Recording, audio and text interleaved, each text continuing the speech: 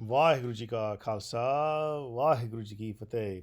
Welcome to the Sage Sikh Academy for Gurmat Education's online platform for Khalsa school learning.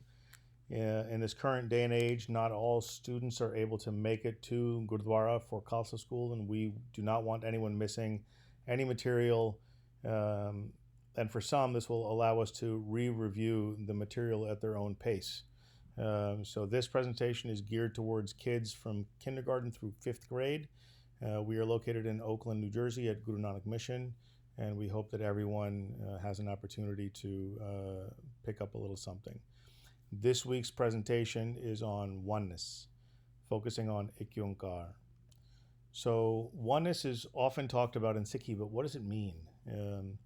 Ik Onkar is very frequently translated in many of our English translations as there is one God.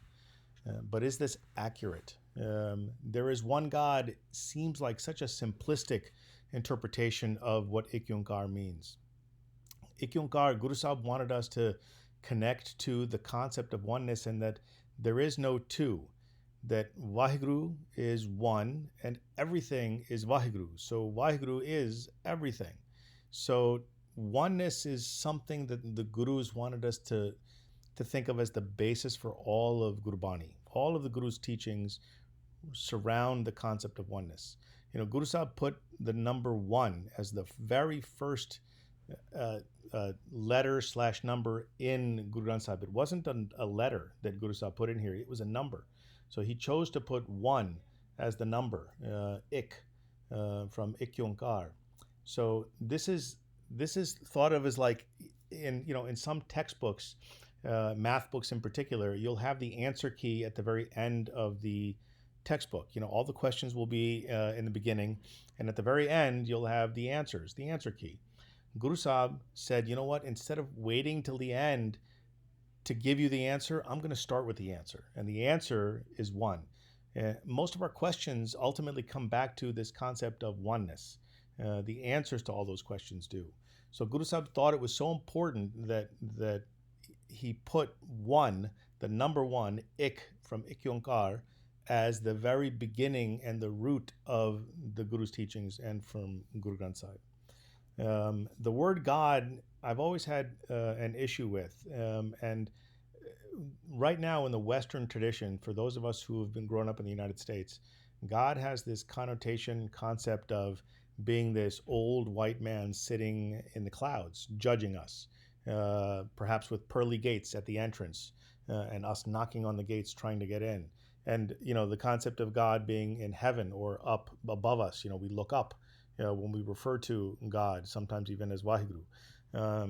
But in reality, Vaheguru isn't a man. Vaheguru doesn't have a gender.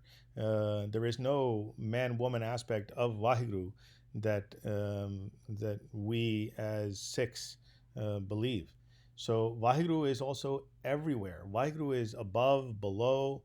As we've discussed in Khalsa school, is Vaheguru in that snake or spider that you might fear?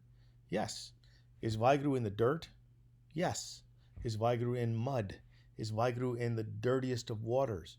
Yes. But is Vaheguru also in that beautiful bird? Yes. Is Vaheguru in the gorgeous ocean or in that lake that's sitting so still? Yes. Is Vaheguru in the dog that's barking at you? Yes. Vaheguru is in everything. Vaheguru is in everywhere. Vaheguru is in us as well as around us. So there's no concept of Vaheguru as being the creator, as sitting above us or only in the clouds looking down upon us. Vaheguru is inside us and surrounding us. Is our purpose to meet him, quote unquote? What's wrong with this statement? When we say that we're here to meet God, we're here to meet him. Number one, him implies a gender, which Vaheguru has no gender. And when we say that we or I want to merge with Vaheguru, right then you're saying that there's two of you. You're saying that you are a person and that Vaheguru is a person, or Vaheguru is a separate thing from you. So you're separating, and this is called duality. This is called identifying Vaheguru as distinct from you. In the same way that we're going to talk about that drop of water that people say wants to return back to the ocean, it's assuming that the water is separate from the ocean, which is incorrect. We're never separate from Waheguru. Waheguru is inside us. Waheguru surrounds us. Waheguru is in what we breathe. Waheguru is in, our minds and our bodies. Waheguru is in everything. So we're never separate from Waheguru. So we're not looking to meet Waheguru. We're looking to see Waheguru, to identify with Waheguru. We're blinded by this world around us. And our goal is to wake up and not sleep through this human life and recognize that Waheguru is here and Waheguru is within us. So this concept of that I am not separate from you, when you start using I and you, then you're saying that there is a difference between us, or that there's two of us. I am you and you are me. If there is I, then there is no you. And if there is you, then there should be no I. And this is emphasized by the Shabad from Bhagat Kabir. Jab hum hote, tab tu nahi, ab tu hi main nahi. Anal agam, jaise lehar mein, udad jal keval jal mahi. That when I am, then you are not. When I am, you are not. Now that you are here, I am not. Ab tu hi main nahi. And that the wind may rise up with huge waves in the ocean, but they are just water in water. And we'll show you a visual of this coming up. So if Waheguru is one, and everything is one, then what are we? Do we factor into this equation? And a commonly used analogy is this concept of oneness in a mathematical formula. So if Waheguru is one, and the answer is one plus whatever we are equals one. So what must we be? We must be 0. So that means that 1 plus 0 equals 1. And Waheguru is 1, which means we have to be 0. So we, in the big scheme of things, are trying to eliminate our ego. We are trying to get rid of the me. When the word home man in Gurbani is a very simple Punjabi term that says home man, that I am.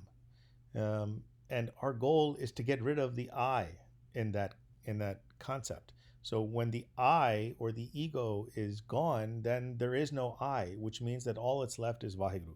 So by getting rid of the ego, we make ourselves 0. And that's what our goal is. So Guru Nanak came onto this earth, and what did he do? He looked at everyone with this through the lens of oneness. Guru Sahib was connected to Waheguru as he was from birth, and Guru Sahib was one with Waheguru, and there was no separation between Guru Sahib and Waheguru. So when Guru Sahib looked at the world, he saw everything and everyone as one. He didn't see a man and a woman. He saw two lights of Waheguru that were equal. So back then, if you remember, Guru Sahib came onto this earth and said that men and women are equal, that there is no thing that a man can do that a woman can't do. And back in Indian society at that time, this was thought to be crazy. People looked at Guru Nanak like he had 2 heads. People looked at Guru Nanak and said, "You are a fool for thinking this." It's the same way someone might look at you in 2020 who came onto this earth right now, and you were driving down the street, and if you saw a red light, if you said that red light means go, people would look at you like you had 2 heads. People would call you a fool, because everyone knows that red light means stop and green light means go. But if you said no, red light means go, people would think that you're crazy. And Guru Nanak came onto this earth and told Indian society at that time, said, listen, men and women are equal. Back then, remember, a woman couldn't go to school. A woman couldn't become a priest, or she couldn't pray inside the temples that were there at the time. Women were not allowed to be educated and hold a professional job. Women were supposed to be at home, and they were supposed to be at the beck and call of their male, i.e. husband, masters. So women were considered to be inferior. They were considered to be, some people refer to them as pair di jutti, okay, like the shoe of the foot, or the bottom, the most inferior part of the body, the dirtiest part of our body. Okay, so that's what a woman was thought of at that time. And so Guru Sahib came on and said, no, this is wrong in the way you're looking at it. that both men and women have the same light of Vaheguru within them, and that they are both part of Vaheguru. So how can one be better and one be worse? So, like we'll get into going forward, that there are no good and bad people. There are simply actions that perhaps are bad. And inherently, women and men are the same because they are both creations of Vaheguru. So he said that men and women were equal. What did he say about the other aspects of inequality in India at that time? The caste system was also very, very prevalent, and in fact followed to such an extent that those people who were of the highest caste means what level of society that you belong. Are you in the highest, the most privileged, the most looked up to part of society? Or are you on the lowest rung of the ladder? Are you at the lowest part of society? Who's at the highest? Well, maybe people who hold, professional jobs, like a judge or a lawyer, or a banker, someone who's very important or who has a lot of money. Those people are considered to be at the highest. Who's at the lowest? How about those people who perhaps sweep the streets or clean the toilets, or who can't go to school or who are uneducated? Those people were considered at the lowest part of society. And Guru Sahib came up and said, listen, the person who sweeps the toilets or cleans the toilets has the same light of God as the person who makes decisions about the banks, or who is the lawyer or the judge who sits on his pedestal. So the two are no different in the eyes of Vaheguru, that the same light of Vaheguru is in both. So, and practically speaking, in this day and age, many of us could remember this message from Guru Sahib, and that, when you go to work or if you're at school, just because someone is the principal doesn't mean that he should be treated with any more respect than the janitor who cleans your bathrooms. And if you know the name of the principal, you should know the name of the janitor. The janitor is an equally important human being, individual, who should gather your respect. He's another, or she is another creation of Vaheguru. So the principal and the janitor, the CEO and the janitor, there is no difference between them in terms of how you should view them. One should be viewed equal to the other and both given the same respect. Know both of their names, not just one, and pay attention to who those people are, and make sure that you greet them and treat them with respect and with the same level of dignity as you would anyone else in your job or in your school. So, and what did Guru Sahib say to Babur? Babur was a Mughal king who came into India, recognizing that the people of India were weak and that they were ready to be taken over. India had many riches. It had many jewels. It had many treasures that Babur recognized, and the Mughal kings after him recognized. And they came so they could plunder, they could steal from, take from what India had to give. And Babur came in and saw these riches and said, I will take them, they will be mine. And he killed anyone who came in his way. And when Guru Nanak Sahib saw this happening, he walked up to Babur, put a finger in Babur's face, up to his nose, and said, Babur, you should stop this. What you are doing is wrong. This is inhumane. This is unjust. No one else had the guts. No one else had the strength and the determination to go up to such a person and put their finger in their face and say, stop doing this, because they knew that they would be killed. But when Guru Nanak did this, when Guru Nanak, your guru, stood up and went to Babur and said, stop, Babur fell at his feet, because he knew that this was Vaheguru in the flesh. Vaheguru was telling him he's doing something wrong. And so Guru Nanak feared no one and feared nothing. So if Guru Nanak and Vaheguru were one and the same, and Vaheguru created everything, what is there to fear? If Vaheguru created something, there is no fear of anything. So in that regard, Guru Sahib didn't fear what he was going to get back from Babur. He didn't fear going up to Babur. Guru Nanak was the first social revolutionary in our tradition. Guru Sahib was the first activist in our tradition. He stood up and spoke out when there was injustice going on. And that's who our role model should be. So Guru Sahib was an amazing human being. Getting back to this concept of oneness, just to make things consistent, are we that drop of water trying to merge back into the ocean as we had just discussed? Is that drop of water us and the ocean is Vaheguru and the Vaheguru is somewhere else and we, the drop of water, is separate? Is the drop of water then truly separate from the ocean? Because if it is, then you're back to this concept of duality. You're back to this thinking of that Vaheguru is over there and I am over here, and you're using this same concept of me or of I, because I am the drop of water, and that the water is here and Vaheguru is there. So this is incorrect. That we are not separate from Vaheguru. If we were drops of water trying to get back to the ocean, then it would mean we're separate when we're not. Vaheguru is inside us. Vaheguru is surrounding us. In the Buddhist tradition, they say that it's like to explain to a human being, to explain to us where Vaheguru is like trying to explain to a fish what water is. It's a joke that someone had said something about when two fish met. They came up to one another and someone said, "Hey, what's this water thing everyone's talking about?" Because they're immersed in it. They're made of it. They're surrounded by it. They breathe it. It's all about what they are. They are all one with water, yet they don't realize they're immersed in it.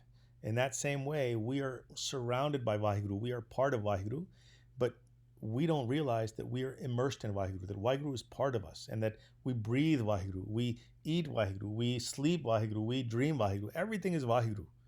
But we are so blind and asleep in this life that we don't recognize it. We're like those fish who don't understand that they're surrounded by water. And without that water, they would not live. In that same concept, Guru Sahib says that without Naam and without Vaheguru, that they're dead, that they have no life, that there is nothing left for them. So this line of Bani also reflects the same concept. Jaise jalte buddha buddha, upajay binse neet. As the bubbles in the ocean well up and then disappear again. Jag rachana taise rachi, kaho nanak sunmeet. That so is creation created and then merges right back where it came from, back into the Creator.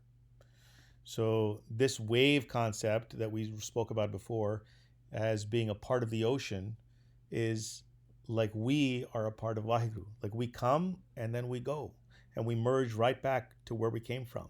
The wave is therefore not separate from the ocean. The wave and the ocean are one.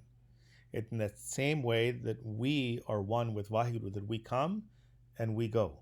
And we merge right back into the Creator. We are not the drop of water that's looking to merge back into the ocean. We are the wave that's a part of the ocean and that will merge back into the ocean when our time has come. So Guru Sahib writes here in Ramkali, Sagar mein boond mein sagar, kavan bujhe bid jana. That the drop is in the ocean and the ocean is in the drop. And who understands and knows this? And that's exactly what we're talking about, that drop of the ocean is the ocean and that they are inseparable. They are part and parcel of one another. So let us all remember to love one and all as everything, as if everything is Vaheguru. And we love Vaheguru. And if we love Vaheguru and if everything is Vaheguru, then we love everything. So this is the concept of love. If you had to sum up what Sikhi is, two words that would come to mind would be both oneness and love. And love is because if Vaheguru created everything and we are Vaheguru, then how can you not love Vaheguru? How can you not love everything that is Vaheguru? Is the bully that takes someone's lunch money, is there Vaheguru in him? There is. Is the mean girl who, pulls your hair in class or who makes stories up about you, is there Vaheguru in her? There absolutely is. There is Vaheguru in every creature and being out there. So when there is Vaheguru out there in everyone and everything, we should love everyone and everything. So if we see Vaheguru in all, if we don't see a me and a you, then all we see is Vaheguru. So someone had said out there that if you can't see Vaheguru in all, then you can't see Vaheguru at all. So it's very much reflective of the lenses that we have to look at. I use the word lenses because, if you put on like glasses that are, let's say if they're blue, if the glasses have like a bluish color to it, when you put those glasses on and you look at the world, everything will look blue, right? If the glasses have blue on them and you're wearing the glasses, everything will look blue. So your glasses have to be the glasses of Vaheguru, whereby which everything you look through, you see Vaheguru. So we all have to wear our Vaheguru lens. So our Vaheguru glasses or our Vaheguru lens have to be worn all the time so that we can realize that when someone comes at us, and if they're mean, nasty, if they cut us off when we're driving, if they say something rude to us, that we should not react to that individual. We should remember that that individual is Vaheguru. Vaheguru is in that individual. So there is no bad person. There's no good and bad person. One person isn't any better than another. That CEO, the head of the company, the richest man in the world, is no better than the person who cleans the streets or who empties the garbage. Those people are to be given the same amount of respect, and there is no good and bad. The person who is a criminal who steals things performed a bad act. That was bad behavior, but there is still Vaheguru inside that person. So to practice something called compassion, which is showing a love for something or feeling, you yourself feel as though perhaps, that you're hurt when someone gets hurt, or if something bad happens to someone else, you become upset about it because you're compassionate. You love that person. You love the dog, the bird. You love the plant that got stepped on. There are feelings in you of love for Vaheguru's creation, and that should be no separation from you, between you and what's around you, including your fellow human beings, including the plants that we walk on. So this is something that you have to figure out for yourself, how you connect with Vaheguru's creation. And the more you connect with Vaheguru's creation, the more you'll realize that Vaheguru is everywhere, and as a result, we all need to recognize that we are all part of the one creator, and that concept of oneness, that ik, that Guru Sahib put at the very beginning of Guru Granth Sahib, is truly the answer to everything. That there is no separation between us and Vaheguru, us and those around us. We are all one. So winding up this Shabad in Bhagat Pani, Aval Allah Noor Upaya Kudrat ke sab bande, ek noor te sab jag upjya, kaun bhale ko mande. That first Allah, another word for Vaheguru, created the light, Noor Upaya. And then by their creative power, they made all mortal beings, Kudrat ke sab bande. And that from this one light, ek noor te sab jag upjya, the entire universe came to be. So kaun bhale ko mande, who is good and who is bad? There are no good and bad. If Vaheguru created everyone from the same light and created all mortal beings, human beings, then how can anyone be better or worse than another? It's just the actions that we have to look at. It's not the individual. So treat everyone as one, love all, and treat everyone as that same light of Vaheguru in all. The end of the Shabad is Loga Param Napulo Pai, Khalik Khalik, Khalik Me Khalik, Pur Rahyo Sarb Raho. So that, oh siblings, oh brothers and sisters, don't be fooled, don't be tricked by doubt. That the creation is in the creator, and that the creator is in the creation. That it pervades or is in everything. So Khalik Khalik, Khalik Me Khalik, Pur Rayo Sarb. Beautiful line that emphasizes this whole concept of oneness. That everything is Vaheguru, that nothing can be separated from Vaheguru, including us, so that we all look at each other as all part of the one creator. So a great example in our history of someone who, other than our gurus, who looked at everyone as one and saw no distinction between human beings because he saw Vaheguru in all, is Bhai Kanhaiya. So Bhai Kanhaiya was a Gursikh during the time of Guru Gobind Singh Ji, and went around the battlefield after soldiers had fallen and saw those who were wounded and went to help each and every one of them, regardless of who they were or what they believed. He saw Vaheguru in everyone and showed compassion and kindness to all, regardless of who they were or what they believed. So when he had his Vaheguru lenses on, his Vaheguru glasses on, everything was Vaheguru. So if someone was hurt or injured and looked like they needed help, he went and helped them. He was doing it to such an extent that his fellow Khalsa army took him and saw that he was helping the Mughal soldiers, the enemy who the Khalsa was just fighting. And they brought him before Guru Sahib, and they said, Guru Gobind Singh Ji, that this man, Bhai Kanhaiya, was helping the enemy. And Guru Sahib asked Bhai Kanhaiya, what do you have to say for yourself? And Bhai Sahib said that, Guruji, when I look at all those faces out there, all I see is you. All I see is Vaheguru. And Guru Sahib said, Bhai Kanhaiya, you have understood the message of Guru Nanak, and gave Bhai Kanhaiya more things to go out and help those in need with. And everyone learned that Bhai Kanhaiya was living the words and the actions of Guru Nanak in the truest sense, and recognized that Vaheguru is in all. So just to wind up, Nirbhav means without fear. Nirvair means without hate. That if Vaheguru created everything, how can Vaheguru fear or hate what was created? If you create something, you aren't going to hate it. How many mothers hate their children? How many fathers hate their children? Right? They were created. Vaheguru gave them the blessing of birth. So they all love what they created in that same way that Vaheguru created everything. So you shouldn't fear or hate anything that's out there, because you recognize that Vaheguru is in all.